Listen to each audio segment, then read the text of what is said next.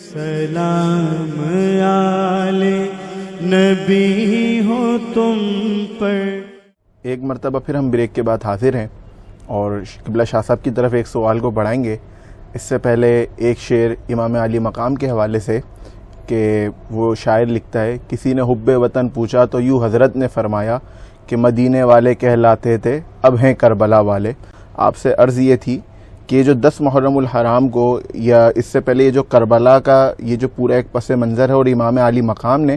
یہ کربلا کی طرف جو بڑھے تھے اور یزید کی جو بیعت نہیں کی تھی، اس کے حوالے سے کچھ ارشاد فرمائیں، اور یہ اس کا موقف کیا تھا کہ امام علی مقام نے یہ سفر کیوں اختیار کیا، اور اس کے بعد ایک اور سوال وہ کروں گا کہ آپ جب سفر پہ نکل گئے تو پھر آپ نے وہاں یزید کی بیعت کیوں نہیں اختیار کری،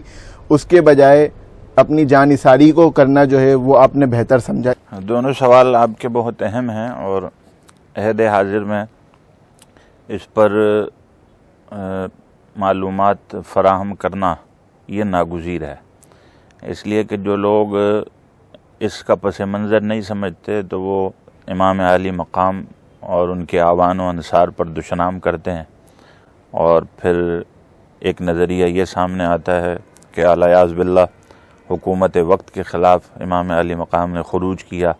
یا بغاوت کی، اور پھر لوگ جو ہے اس میں بہت زیادہ غلو کرتے ہیں، اور وہ سرے سے حضرت امام علی مقام امام حسین رضی اللہ تعالیٰ عنہ کی نیت کے خلاف ہے، ان کی نیت پر شک ہے۔ تاریخ کی کتب میں جو معتبر کتاب ہیں البدایہ والنہایہ، ابن اسیر کی الکامل، امام جلال الدین سیوطی کی تاریخ الخلفاء، تو جب اس کا ہم مطالعہ کرتے ہیں تو واضح طور پر امام علی مقام کا ایک سالڈ موقف ہمیں ملتا ہے کہ جو آپ نے یزید کی بیعت سے انکار کیا تو آپ کا موقف یہ تھا کہ میں نبی کریم رؤوف الرحیم صلی اللہ علیہ وسلم کا نواسہ ہوں، ہم اہل بیت اطہار ہیں، اور ہم اگر کسی ظالم اور فاسق اور قاتل کی بیعت کریں تو یہ کسی طریقے سے بھی ہمارے لیے مناسب نہیں، ہمیں زیب ہی نہیں دیتا، بلکہ ہمیں تو ظالم کا ہاتھ روکنے اور اس کے ظلم کو ختم کرنے کا درس جو ہے وہ ہمارے نانا نے ہمیں دیا ہے۔ تو آپ نے واضح طور پر برملا مختلف مقامات پر اپنے اس موقف کا اظہار بھی فرمایا۔ آپ نے ارشاد فرمایا کہ میں یزید کی بیعت نہیں کروں گا اس لیے کہ وہ قاتل النفس ہے، شارب الخمر ہے، شراب پیتا ہے، لوگوں کو ناحق قتل کرتا ہے، فاسق ہے، معلن ہے، تو ایسا شخص جو ہے اس کی بیعت حسین کر لے یہ ممکن نہیں ہے۔ اور ایک مقام پر آپ نے فرمایا یترک الصلاۃ احیانا، یزید کی بیعت سے انکار اس لیے ہے کہ کبھی کبھی نماز کو بھی چھوڑ دیتا ہے، اور یہ آپ کا موقف جو ہے یہ بہت معنی خیز ہے۔ آج کے دور کے نام نہاد محبین اہل بیت کے لیے اس میں ایک بہت بڑی عبرت کا مقام ہے کہ امام حسین نے تو اس کو قبول نہیں کیا جو کبھی کبھی نماز چھوڑتا تھا، تو اس کو کیسے قبول کریں گے جو کبھی کبھی پڑھتا ہے یا سرے سے پڑھتا ہی نہیں ہے، یا جمعہ کا نمازی یا عید کا نمازی ہے۔ تو حب اہل بیت کے تقاضوں کو نہیں سمجھا گیا۔ امام علی مقام سے محبت کرنے والوں کا کردار تو یہ ہونا چاہیے تھا کہ وہ اپنے دور کی یزیدی طاغوتی استعماری طاقتوں کے مقابلے میں ڈٹ کر کھڑے ہوتے اور حسینی کردار کو ادا کرتے۔ محبت اہل بیت کے تقاضے یہ ہیں کہ ہم ان کے کردار کو دیکھیں، ان کے عمل کو دیکھیں، انہوں نے کس طرح سے دین کی تعلیمات پر عمل کر کے ہمیں بتلایا، ہم اس انداز کو اختیار کریں تو تب صحیح معنی میں ہم محبین اہل بیت ہو سکتے ہیں۔ بہرحال یہ ایک علیحدہ عنوان تھا کہ بات سے بات نکل گئی تو گفتگو آگے بڑھ گئی۔ عرض یہ کر رہا تھا کہ امام علی مقام کا موقف واضح تھا کہ آپ نے فرمایا کہ میں اس ظالم کی بیعت نہیں کروں گا، کہ جس کے بارے میں یہ معروف اور مشہور ہو چکا تھا کہ اس نے حضور علیہ الصلاۃ والسلام کی سنتوں کو بدلنے کی کوششیں جاری رکھیں اور بدعات کو رواج دیا جانے لگا۔ رقص و سرور کا دل دادا تھا، شراب کا رسیہ ہو چکا تھا، ناچ گانے کی محفلیں سجا رہا تھا۔ تو جس کا یہ کردار ہو اور اس کو مورخین روایت کر رہے ہیں تو ایسے کردار کے متحمل شخص کو امام علی مقام اپنی بیعت دے کر اس کی تائید کرتے تو قیامت تک پھر لوگ تانے امام حسین کو اور اہل بیت اطہار کو دیتے کہ انہوں نے تو اپنے گھرانے کی عظمت کا بھی پاس و لحاظ نہ رکھا اور ظالم کے ہاتھ میں ہاتھ دے کر انہوں نے مزید اس کو تقویت دے دی۔ تو امام عالی مقام نے فیصلہ کیا کہ زمانے کی ہوا کس سمت ہی کیوں نہ چل رہی ہو، لوگ کیا کر رہے ہیں، کیا کہہ رہے ہیں، مجھے اس سے کوئی لینا دینا نہیں ہے۔ میرا تو ایک ٹارگٹ یہ ہے کہ میں قرآن کی عظمت کو، نانا کے دین کو بچانے کے لیے اپنا گلا بھی کٹوا دوں گا، اپنے بچوں کو بھی قربان کروا دوں گا، لیکن ظالم کو ظالم ہی کہوں گا۔ اب جیسے شاہ صاحب آپ نے بات اس طرف تھوڑی سی ذکر کر دی ہے، تو ادھر ایک اور سوال کروں گا کہ جس طرح یہ یزید کا پورے معاملہ جیسا آپ نے بیان کرے، اور آج کل حال ہی میں دور حاضر میں یہی سارے تقاضے نظر آ رہے ہیں نا جو لوگوں میں پائے جا رہے ہیں، تو ان لوگوں کو آپ کیا پیغام دیں گے کہ لوگ اپنے آپ کو اہل بیت سے محبت کرنے والا تو کہہ رہے ہوتے ہیں، جیسے ابھی آپ نے بات میں ذکر کیا، لیکن جب ہم دیکھتے ہیں نا ایک وقت کی نماز وہ نہیں پڑھ ہوتے، غسل وضو یہ چیزوں کا بالکل پتہ ہی نہیں ہوتا، اور بس چل پڑتے ہیں کہ ہم اہل بیت کے عاشق ہیں یا ہم صحابہ کے عاشق ہیں، اور جو دور حاضر کے معاملات ہیں وہ بھی آپ سے کوئی مخفی نہیں ہے، تو اس حوالے سے آپ کیا پیغام دیں گے ویورز کو؟ دیکھیے، اہل بیت کی محبت جو ہے اس کے بھی دلائل ہیں، ہر دعوے کی ایک دلیل ہوتی ہے۔ اگر کوئی شخص اللہ تعالیٰ اور رسول کریم صلی اللہ علیہ وسلم سے محبت کا دعویٰ رکھتا ہے تو پھر اس کے کردار میں، اس کی شخصیت میں ہمیں محبت کے کچھ انداز اور جلوے تو نظر آئیں گے نا۔ تو محبت کا دعویٰ رکھے اور اس کے کردار میں شیطانیت نظر آئے، یہودیت نظر آئے، نصرانیت نظر آئے، اس کے کردار میں باطل پرستی نظر آئے، اور وہ اللہ تعالیٰ کے احکامات، فرائض، واجبات کو پس پش ڈالنے والا ہو، تو پھر یہ مطلب واضح ہے کہ اس کا صرف یہ زبانی دعویٰ ہے، اس کی کوئی دلیل اس کے پاس نہیں ہے۔ اس لیے کہ اہل بیت کی محبت جب سینے میں آ جاتی ہے تو دل میں تقویٰ کے چراغ روشن ہوتے ہیں، خشیت الہی پیدا ہو جاتا ہے۔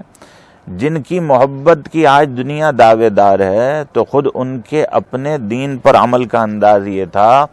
کہ آپ نے پیدل چل کر 25 مرتبہ مدینہ پاک سے حج بیت اللہ کیا، کثرت سے نمازوں کا، نوافل کا اور تلاوت قرآن کا اہتمام آپ فرمایا کرتے تھے، یہاں تک کہ روز عاشور کے جب امام عالی مقام رضی اللہ تعالیٰ عنہ نے اپنے رفقا سے کہا کہ ان یزیدی فوجیوں سے جا کر کہہ دو کہ آج کی رات کی ہمیں مہلت دے دیں تاکہ ہم سکون کے ساتھ اللہ کی عبادت کر لیں، تو مہلت بھی کس لیے مانگ رہے ہیں کہ ہم نے کوئی راتوں رات اندھیرے میں بھاگ نہیں جانا، بلکہ ایک موقع آیا تھا کہ امام علی مقام اپنے آوان و انصار سے کہا بھئی میں نے چراغ گل کر دیا، اندھیرا جو جانا چاہے اندھیرے میں چلا جائے۔ تو عموماً ایسا ہوتا ہے کہ کڑے وقت میں، مشکل وقت میں دوستی کا پتہ چلتا ہے، سچے تعلق کی قلعی کھل جاتی ہے جب مصیبت آتی ہے۔ اچھے حالات میں تو سبھی آپ کے ساتھ چل رہے ہوتے ہیں، جب حالات کڑے آئیں تو پھر کھڑے کھوٹے کی تمیز ہو جاتی ہے۔ لیکن سلام ہے ان کو کہ انہوں نے کہا کہ ہم آپ کو چھوڑ کر یہاں سے تو چلے جائیں گے، لیکن قیامت میں اگر آپ کے نانا نے پوچھ لیا کہ کربلا میں میرے حسین کو چھوڑ کر چلے گئے تھے تو ہم کیا جواب دیں گے؟ تو لہٰذا جو کچھ ہونا ہے وہ یہیں پر ہم اس کے لیے تیار ہیں۔ اور وہ پوری رات پھر آپ نے عبادت میں گزاری، ریاضت میں گزاری، مناجات میں گزاری۔ تو محبت کا اصل پیغام تو یہی ہے کہ ہم امام عالی مقام کو اس حالت میں بھی دیکھیں کہ اللہ تبارک و تعالیٰ کی یاد سے ان کے رشتے کتنے مضبوط اور مستحکم تھے۔ آج شکایت صرف ہمیں یہی ہے کہ آپ محبت کی اگر بات کرتے ہیں تو اس محبت کا پاس و لحاظ بھی تو رکھیں، اس محبت کا کوئی رنگ بھی تو آپ کے اوپر چڑھے۔ آپ کے اندر تو صرف چند ایام کے لیے کوئی تبدیلی نظر آتی ہے اور وہ اس طرح کی ہوتی ہے جیسے کوئی برساتی مینڈک برسات میں باہر نکل آئے۔ تو یہ مخصوص ایام کی ایکٹیویٹی جو ہے یہ اس بات کی دلیل نہیں ہے کہ واقعتاً آپ کے دل میں امام علی مقام اہل بیت کی محبت ہے۔ اہل بیت کی محبت جن کے سینوں میں ہوتی ہے تو وہ پورا سال اللہ تعالیٰ کی یاد میں، عبادت میں، مناجات میں اور اہل بیت کے طرز عمل اور ان کی طرز فکر پر عمل پیرا ہو کر گزارنے میں لگے رہتے ہیں۔ یہی وجہ ہے کہ اہل سنت و جماعت میں اہل بیت اطہار کی عظمت اور فضیلت کے ساتھ ساتھ ان کی زندگی کے گزارنے کے انداز بھی مناقب میں بھی بیان کیے گئے، منظوم انداز میں بھی بیان کیے گئے، تاکہ یہ پیغام انجیکٹ ہو جائے لوگوں کے ذہنوں میں کہ ہم نے اس کردار کی پیروی کرنی ہے، اگر ان کے نقش قدم پر چلیں گے تو ہمیں کامیابی میسر آ جائے گی۔ اب میں اگلے سوال کے لیے مفتی صاحب کی طرف بڑھوں گا۔ مفتی صاحب، جیسے ابھی قبلہ شاہ صاحب نے بھی عرض کری کہ امام علی مقام نے یعنی 9 محرم الحرام کی رات یعنی ایک رات پہلے پوری عبادت میں گزاری، اور اسی کے اگلے دن کیونکہ آپ کی ایک قربانیوں کا بھی پورا سلسلہ ہمیں نظر آتا ہے، اور فی زمانہ اگر آج دیکھیں ایک طرف حضور علیہ الصلوۃ والسلام کی پیارے نواسے کے جن کے لیے حضور علیہ الصلوۃ والسلام کتنی محبت کا اظہار کیا کرتے تھے، وہ اپنی جانوں کو قربان کر رہے ہیں، اور آج ہمارا کیا کردار نظر آتا ہے، خاص طور پہ دیکھا جائے تو 9 کی رات آتی ہے تو ہم 10 کی رات کہلاتی ہے، شب 10 کہلائے گی، تو اس میں ہم عموماً جو ہے وہ حلیم پکانا مستحب عمل ہے، اچھا عمل ہے، لیکن عموماً جو ہے وہ اس کو اسی طرح بیکار ضائع کر دیتے ہیں، اور اسی کے اگلے روز 10 محرم الحرام کا دن ہوتا ہے، وہ بھی ہمارا ایسی ہی غفلتوں میں گزر جاتا ہے۔ تو اس کے حوالے سے آپ عوام کو کیا پیغام دینا چاہیں گے؟ قبلہ شاہ صاحب دامت برکاتہم العالیہ نے ابھی جو گفتگو فرمائی، در حقیقت وہ ان ایام کے حوالے سے پیغام ہی تھا کہ یہ جو 9 محرم الحرام ہے یا 10 محرم الحرام، بلکہ آپ یوں سمجھیں کہ جب سے ماہ محرم الحرام کا آغاز ہوتا ہے تو یہ تذکرہ اہل بیت تو شروع ہو ہی جاتا ہے، اور یہ تذکرہ کرنا بھی یقیناً ایک محبت کی علامت ہے، کیونکہ جس سے محبت ہوتی ہے وہ اسی کی یاد مناتا ہے اور اسی کا ذکر کرتا ہے۔ تو یہ اللہ کا ایک احسان ہے کہ اس نے ہمارے لوگوں کے دلوں میں، ٹھیک ہے عمل میں کمزور ضرور ہیں لیکن الحمدللہ عقیدت بڑی مضبوط اور مستحکم ہے، لیکن اس وقت کا تقاضا یہی ہے کہ جب ہم محبت کر رہے ہیں اور اپنا ایک قلبی تعلق ہم نے مضبوط کر رکھا ہے الحمدللہ، تو اب اس کے اثرات ہماری شخصیت میں نظر آنے چاہیے، اور جس طرح ان کی تعلیمات اور وہ جو ایام حضرت امام علی مقام امام حسین اور آپ کے رفقا نے گزارے، خاص طور پہ وہ جو شب عاشور آپ نے گزاری، اس میں جو عبادت اور ریاضت ہے، بلکہ پورے دن یعنی 10 محرم الحرام کی جو شہادتوں کا سلسلہ ہے، شروع سے لے کر آخر تک تقریباً 72 کے قریب شہادتیں ہیں، اور صبح سے شہادتوں کا سلسلہ ہے،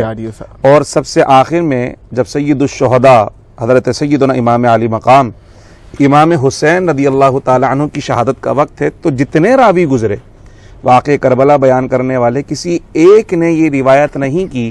کہ چونکہ اتنی شہادتیں ہو گئی تھیں، پانی نہیں مل رہا تھا تو فجر بھی چھوڑ دی تھی، ظہر بھی چھوڑ دی تھی، یا اگر جمعے کا دن تھا تو ساری نمازیں چھوڑ دی، چونکہ جنگ چل رہی تھی اس لیے نمازوں کا ہوش و خیال نہیں رہا۔ جنگ اپنی جگہ چل رہی ہے اور نمازیں اپنی جگہ چل رہی، عبادت اپنی جگہ چل رہی ہے، اور عبادتوں کی معراج یا سجدے کی معراج تو اس کیفیت میں آئی کہ جب دشمن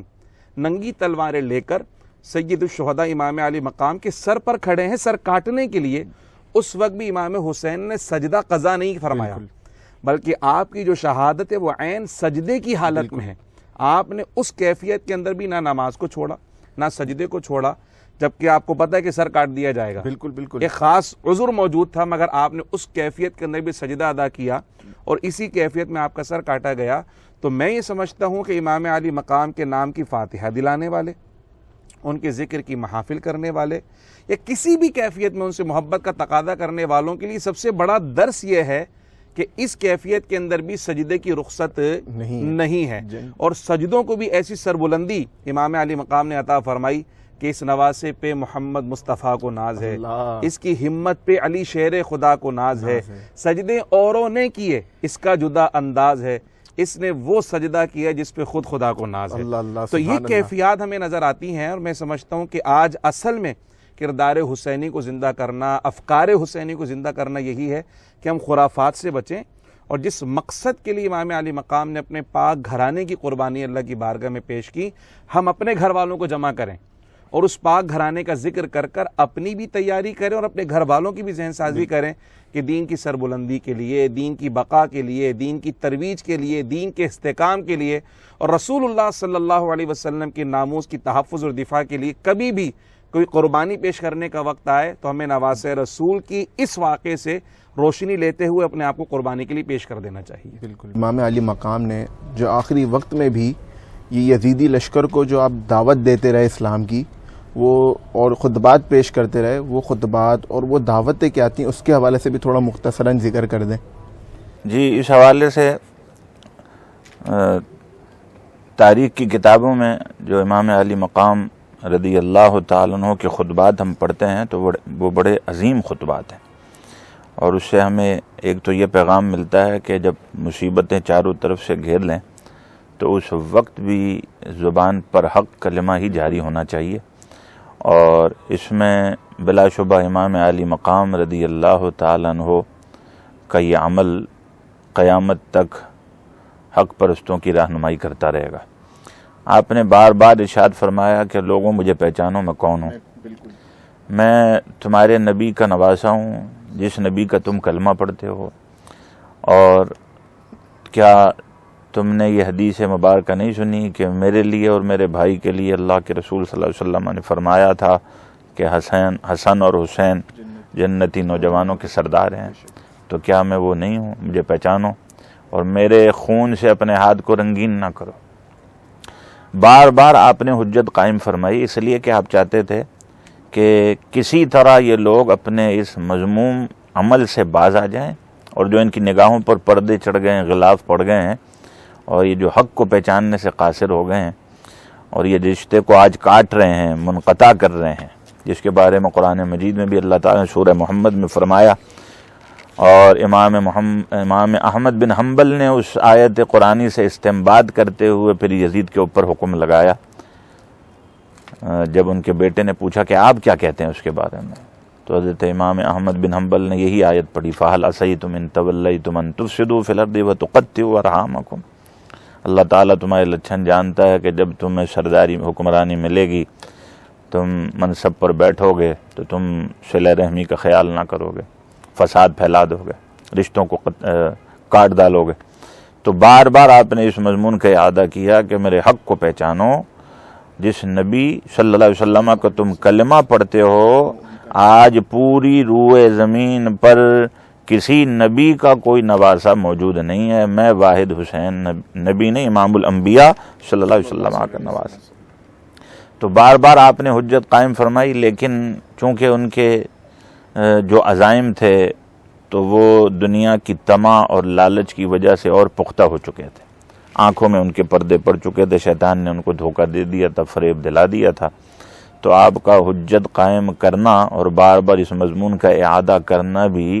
ان کے اوپر کارگر ثابت نہ ہوا۔ ہاں، حضرت حر کے متعلق تاریخ کی کتابوں میں ہے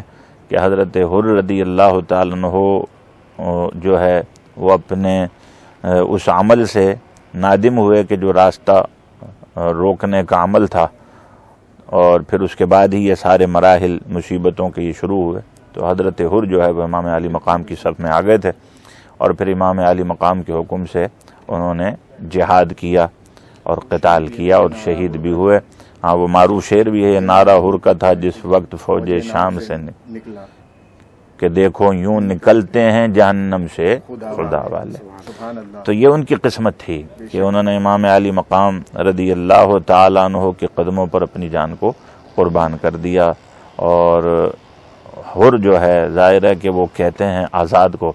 تو انہوں نے امام علی مقام کے قدموں کو پکڑ کے اپنے لیے آزادی کا پروانہ حاصل کر لیا۔ تو امام علی مقام کے خطبات جو ہے میدان کربلا میں بھی ہمیں یہ تعلیم دیتے ہیں کہ ایک بندہ مومن کا ہر حال میں ایمان کامل اللہ تعالیٰ کی ذات پر ضروری ہے، ناگزیر ہے، اور استقامت بہت بڑی دولت ہے۔ تو آپ نے استقامت کا مظاہرہ فرمایا، اسی لیے آپ کے خطبات میں ہمیں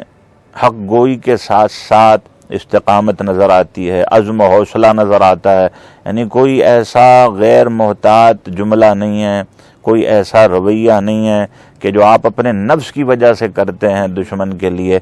آپ جو فرما رہے تھے وہ کلمہ حق تھا، اور آپ ان کو نبی کریم رؤوف الرحیم صلی اللہ علیہ وسلم کا امتی کہہ کر کے تم اس نبی کی امت ہو، ان کا کلمہ پڑھتے ہو، اس طرح آپ نے خطاب فرمایا۔ لیکن جو اللہ تعالیٰ کی طرف سے مقدر ہو چکا تھا اور جو تقدیر لکھی جا چکی تھی ان کے لیے، اس میں کوئی تبدیلی جو ہے وہ نہ ہو سکی۔ اور پھر امام عالی مقام نے یہ حجتیں قائم اسی لیے فرمائی تھیں کہ قیامت کے دن اللہ تبارک و تعالی کی بارگاہ میں میرا معاملہ بالکل صاف ہو جائے کہ میں نے تو ہر حال میں ان کو دوزخ سے بچانے کی آخری کوشش بھی جاری رکھی، لیکن انہوں نے خود اپنے لیے یہ سودا خرید لیا اور پھر یہ ہلاک ہو گئے۔ اور پھر تاریخ میں ہے کہ پھر ان قاتلین کا جو انجام ہوا تو بڑی عبرت ناک جو ہے ان کی موتیں ہوئیں، اور یہاں تک کہ قبروں سے بھی نکال کر ان کی لاشوں کو ان کو جو ہے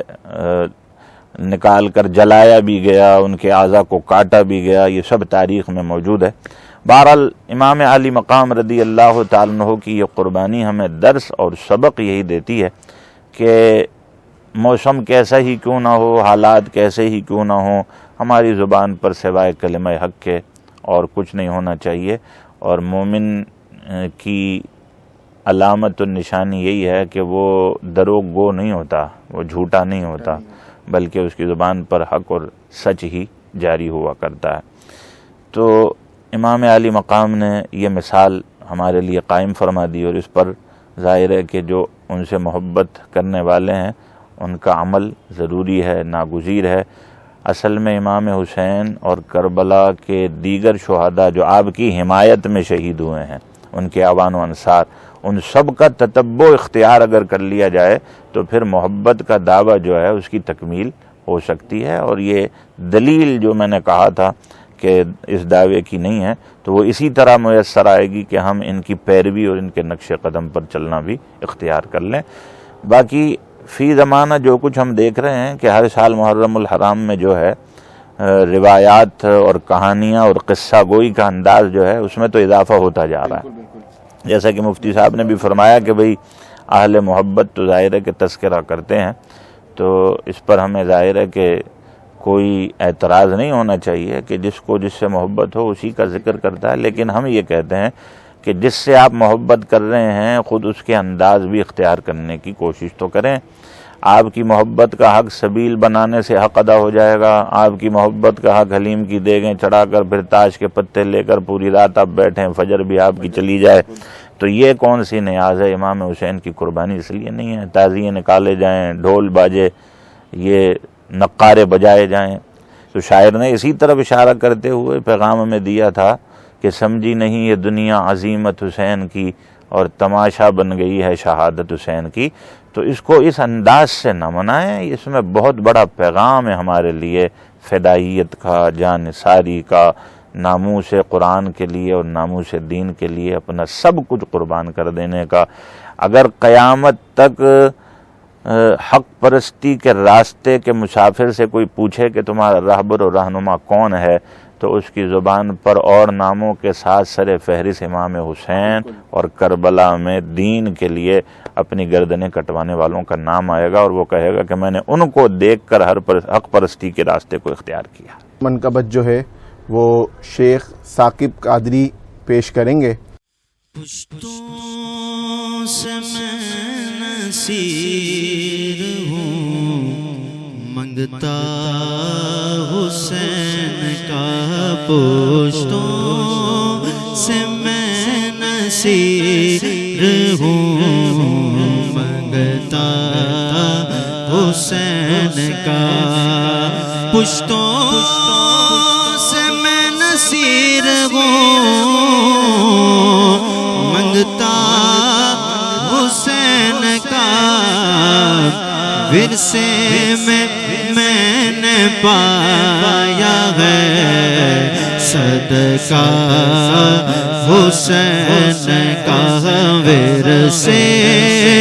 میں نے پایا ہے صدقہ حسین کا، اس کا ثبوت دے دیا اصغر کی جنگ نے، اس کا ثبوت دے دیا اصغر کی جنگ نے، کہ شیروں کا شیر ہوتا ہے بچہ حسین کا شیروں کا شیر ہوتا ہے بچہ حسین کا نبیوں کی روز حشر یہ فرمائش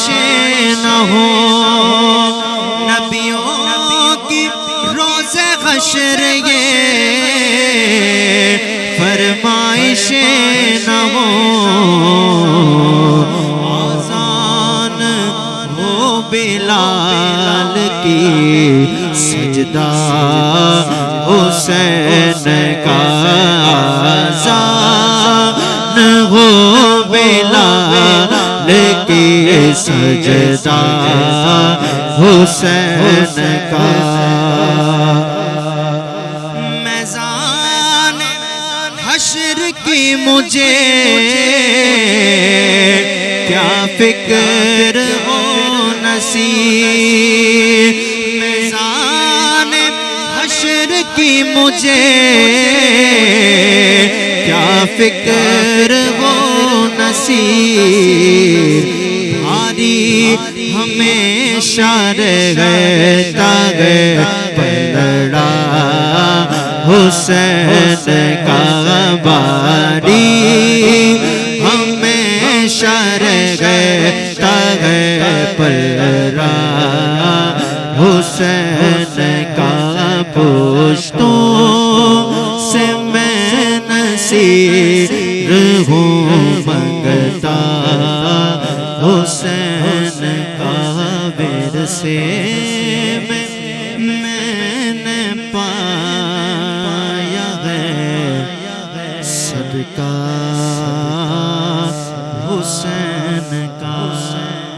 تو مفتی صاحب میں یہ عرض کروں گا آپ سے کہ جس طرح یزید نے تخت و تاج بھی حاصل کر لیا تھا بظاہر تو لیکن اس کے بعد یہ تخت و تاج رہا یا یہ ساری چیزیں جو تھیں یہ بظاہر تھیں یا کچھ وقت کے لیے تھیں یا اصل اسلام کی جو ہے وہ بقا کس طرح زندہ ہوتی ہے؟ جیسے شاعر نے لکھا بھی ہے کہ قتل حسین اصل میں مرگہ یزید ہیں، اسلام زندہ ہوتا ہے ہر کربلا کے بعد. تو اس حوالے سے یہ جو تخت و تاج بھی اس کو مل گیا تھا تو کیا یہ برقرار رہا یا اس کے باوجود ان کے ساتھ کوئی انجام گیا؟ کیونکہ شاہ صاحب نے تو مختصر اس کو بھی ذکر میں لے لیا تھا، لیکن میں آپ سے کروں گا کہ عوام کے لیے یہ میسج بھی ایک چلا جائے کہ تخت و تاج ملنے کے بعد بھی یہ برقرار نہیں رہتے بلکہ یہ ختم ہو جاتے ہیں. اس حوالے سے تھوڑی سی رہنمائی کر دیں. بالکل آپ نے بجا فرمایا، اور جس تاج اور تخت کی اسے لالچ تھی اور جس کی پاداش میں اس نے نواس رسول جگر گوش بطول سیدنا امام علی مقام امام حسین رضی اللہ تعالی عنہ کو اس بے دردی کے ساتھ شہید کرنے کے لیے لشکروں کو بھیجا، تو حقیقت تو یہ ہے کہ یہ پہلی ایک ایسی جنگ ہے جس کے اندر جس کو شکست دی گئی بظاہر وہی فاتح ٹھہرا، بے شک، اور جس نے تخت پر اپنی حکومت جمانے کے لیے لاکھوں لوگ قربان کر دیے اور بے دریغ لوگوں کو قتل کیا، وہ اس تخت پر ہمیشہ کبھی متمکن نہیں رہ سکا، بلکہ آپ یوں سمجھیے کہ وہ لعنت کا استعارہ بن گیا. بالکل، وہ ایک گالی بن گیا اس کا نام. اور سیدنا امام علی مقام امام حسین رضی اللہ تعالی عنہ کی حکومت کا عالم یہ ہے کہ حضرت خواجہ معین الدین چشتی اجمیری علیہ الرحمہ ببانگ دہل اس کا اعلان فرما کر گئے، کہا کہ وہ جو لکڑی کا تخت تھا حسین کو اس تخت کی کیا ضرورت ہے، ان کی حکومت تو اہل ایمان کے دلوں پر ہے. بے شک بے شک، اللہ نے تکوینی امور ان کے سپرد فرمائے ہوئے ہیں. اور خواجہ صاحب نے فرمایا کہ شاہ است حسین، بادشاہ است حسین، دین است حسین، دی پناہ است حسین، سرداد نداد دست در دست یزید، حقا کے بنا لا الہ است حسین. قیامت تک امام علی مقام امام حسین رضی اللہ تعالی عنہ کا یہ جو کردار رہا اور یہ جو سربلندی ہے، یعنی سر کٹ کر نیچے ہونے کے بجائے مزید سر بلند ہو گیا. تو یہ پہلی ایک ایسی جنگ ہے کہ جس میں فاتح کو شکست ہوئی ہے اور جن کو قتل کیا گیا وہ قیامت تک کے لیے سر بلند ہو گئے. کہ ذرا جو دل سے یہ کہا، بڑا خوبصورت شعر تھا اس پہ، بتا کہ کیا حسین ہے، صدا یہ آئی جان لے، صدا صدا حسین ہے. یعنی ایک صدا ہے صاد سے اور ایک صدا ہے سین سے، یعنی ہمیشہ ایک ہی پکار ہے حسین حسین کی، ہمیشہ ان کا نام لیا جاتا رہے گا کہ صدا یہ آئی جان لے، صدا صدا حسین ہے، بشر سے چل بشیر تک، بتا میں کتنے نام لوں، بڑے بڑے یہ کہہ گئے بہت بڑا حسین ہے۔ اور جب لڑی ہے جنگ بھی حسین نے یزید سے، اس سے بڑھ کر جیت کیا، یزید تھا حسین ہے، یزید تھا حسین ہے، اور قیامت تک حسینیت زندہ و جاوید رہے گی۔ بلکہ اب کیفیت یہ ہے کہ امام علی مقام یعنی جو کلمہ حسین یعنی آپ کو جو اسم گرامی ہے، اب یہ ایک شخصیت اور ایک ذات تک منحصر نہیں رہا بلکہ ایک نظریہ بن گیا ہے۔ یعنی امام حسین اب نظریہ بن گئے ہیں جواں مردی کا، یہ نظریہ ہے بہادری کا، یہ نظریہ ہے شجاعت کا، یہ نظریہ ہے صبر و رضا کا، یہ نظریہ ہے خدا کی راہ میں ڈٹ جانے کا، یہ نظریہ ہے خدا کی راہ میں سب کچھ لٹانے کا، اور یہ نظریہ ہے لا الہ الا اللہ محمد الرسول اللہ صلی اللہ تعالی علیہ وسلم کو مضبوط اور مستحکم کرتے ہوئے اپنی جانوں کا نذرانہ دینے کا۔ تو امام علی مقام امام حسین بظاہر اس تخت پہ نہ بیٹھے، لیکن ان کے لیے تو جو تختوں کا اعلان، جو تاج کا اعلان پیارے آقا صلی اللہ علیہ وسلم فرما کے جا چکے کہ ان الحسن والحسین سیدہ شباب اہل الجنہ، کہ یہ حسن اور حسین جنتی نوجوانوں کے سردار ہیں، تو انہیں اس دنیا کی سرداری کی کوئی حاجت اور ضرورت نہیں، اور جو ان کے قدموں پہ نچھاور ہو جاتے ہیں، جو ان کے قدموں پہ نثار ہو جاتے ہیں، پھر ان کی بھی حکومتیں چلتی ہیں۔ یہ جو خواجہ صاحب کا شعر ہم نے پڑھا، کتنے بڑے بڑے بادشاہ ہندوستان میں آئے اور حکومت کر کے چلے گئے، ان کے کوئی نام لینے والا نہیں ہے، مگر خواجہ صاحب کے دربار پر آج بھی لوگ حاضر ہوتے ہیں، ان کا نام لیتے ہیں، ان سے عقیدت و محبت کا اظہار کیا کرتے ہیں۔ تو یہ میں سمجھتا ہوں کہ پیغام کربلا، درس کربلا، جہاں اتنی ساری ہم نے بات کی کہ محبت کا دعویٰ اور اس کی دلیل کیا ہونی چاہیے، تو اسی کیفیت کے اندر ہم یہ دیکھیں کہ یہ حق اور باطل کا جب بھی معرکہ ہے تو حسین رضی اللہ تعالی عنہ یہ ہمیشہ حق کا استعارہ اور حق کے لیے نشانی کے طور پہ ہمیشہ کے طور پہ بیان کیے جائیں گے۔ اللہ کریم ہمیں انہی کے ساتھ ان کی محبت میں زندہ رکھے، اور جب حشر ہو تو اللہ ان کے قدموں میں ہمارا حشر فرمائے۔ اور اس دن کے اعتبار سے خاص طور پر ہمیں انتہائی عقیدت و احترام کا اور محبت کا مظاہرہ کرنا چاہیے، چونکہ ان کی بارگاہ سے جو محبت کرتا ہے یا جو ان سے محبت کرتا ہے اس کا انعام اسے ضرور ملے گا۔ بالکل، آپ سبیل لگاتے ہیں یا آپ فاتحہ ایصال ثواب کرتے ہیں، اس میں شریعت کی نافرمانی نہ کریں، کیونکہ شریعت کی سربلندی کے لیے تو امام حسین نے ساری قربانیاں پیش کی ہیں، اور شریعت کی نافرمانی اگر آپ کرتے تو پھر آپ کو امام حسین کی محبت سے کوئی حصہ ملنے والا نہیں ہے۔ تو آپ شریعت کی تابعداری اور فرما برداری کرتے ہوئے امام حسین سے محبت کا اظہار کرتے ہوئے ایصال ثواب کا اہتمام کریں، تو پھر انشاءاللہ اس دنیا کے اندر بھی آپ کو اس کا فائدہ ملے گا، اور آخرت کے اندر بھی آپ کو اس کا فائدہ ملے گا۔ ایک بڑا خوبصورت جملہ جو قاتلین امام حسین کے حوالے سے آپ نے سوال کیا، شاہ صاحب نے ارشاد فرمایا، وہ کیفیت یہ تھی کہ حضرت امام علی مقام نے اپنے ننھے شہزادے حضرت علی اصغر کو بھی میدان کربلا میں لے گئے، بالکل، اور ان کو کہا اشقیہ کو کہ بھائی مجھ سے تمہیں عداوت ہے نا، یہ بچہ اگر اس کو پانی دے دو گے تو تھوڑی لڑے گا تم سے۔ بالکل ایسا ہی ہے۔ ان کو چاہیے تھا کہ علی اصغر کی دعا لے لیتے، جی، مگر علی اصغر کی دعا لینے کے بجائے انہوں نے علی اصغر کی آہ لی ہے، اللہ، اور اس ننھے معصوم علی اصغر کی آہ نے ان کی نسلیں برباد کر دی ہیں۔ آج سیدنا امام علی مقام کے شہزادے آج بھی دنیا کے اندر موجود ہیں۔ ہم قبلہ شاہ صاحب کی زیارت کر رہے ہیں، پوری دنیا میں سید شہزادے موجود ہیں، مگر ان نسلوں کا آج کوئی بندہ اس دنیا کے اندر موجود نہیں جو ان سے محبت کرتے ہیں۔ اللہ انہیں دوام عطا فرماتا ہے۔ اللہ کریم ہم سب کو ان محبتوں کے ساتھ ہی زندہ رکھے اور انہی پر ہمارا خاتمہ فرمائے۔ قبلہ شاہ صاحب نے بھی بڑی عمدہ گفتگو فرمائی، اور قبلہ مفتی خرم اقبال رحمانی صاحب نے بھی بڑی بہترین اور عمدہ گفتگو فرمائی۔ اب میں قبلہ شاہ صاحب کو دعوت دوں گا کہ وہ اہل بیت کے حوالے سے منقبت کے اگر چند اشعار پیش کر دیں۔ باغ جنت کے ہیں پہلے، مدح خانے اہل بیت، تم کو مجدہ نار کا اے دشمنان اہل بیت، تم کو مجدہ نار کا اے دشمنان اہل بیت، ان کے گھر تو بے اجازت جبرائیل آتے نہیں، ان کے گھر تو بے اجازت جبرائیل آتے نہیں، قدر والے جانتے ہیں قدر و شان اہل بیت، قدر والے جانتے ہیں قدر و شان اہل بیت، تم کو مجدہ مار کا دشمنان اہل بیت، ان کی پاکی کا خدا پاک کرتا ہے بیان، ان کی پاکی کا خدا پاک کرتا ہے بیان، آیت تطہیر سے ظاہر ہے شان اہل بیت، آیت تطہیر سے ظاہر ہے شان اہل بیت، تم کو مجدہ نار کا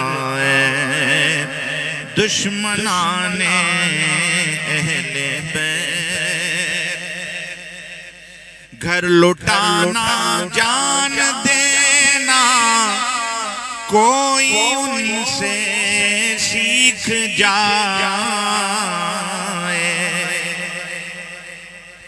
گھر لٹانا جان دینا کوئی ان سے سیکھ جائے، جان عالم ہوں فدائے خاندان اہل بیت، جان عالم ہوں فدائے خاندان اہل بیت، تم کو مجدہ نار کا دشمنان اہل بیت۔ اور اس سلسلے کو اب اختتام کی طرف لے کر چلتے ہیں۔ اللہ پاک ہماری ان تمام کاوشوں کو اور یہ تمام تر جو بھی یہ جو رسائیاں ہم نے پیدا کری ہیں دین متین کو پھیلانے کی، ان تمام کاوشوں کو اپنی بارگاہ میں قبول فرمائے، اور اللہ رب العالمین سے دعا ہے کہ ان سب کی قربانیوں کو بھی اپنی پاک بارگاہ میں قبول فرمائے، آمین بجاہ النبی الامین صلی اللہ تعالی علیہ وسلم۔ سلام آلِ نبی ہو تم پر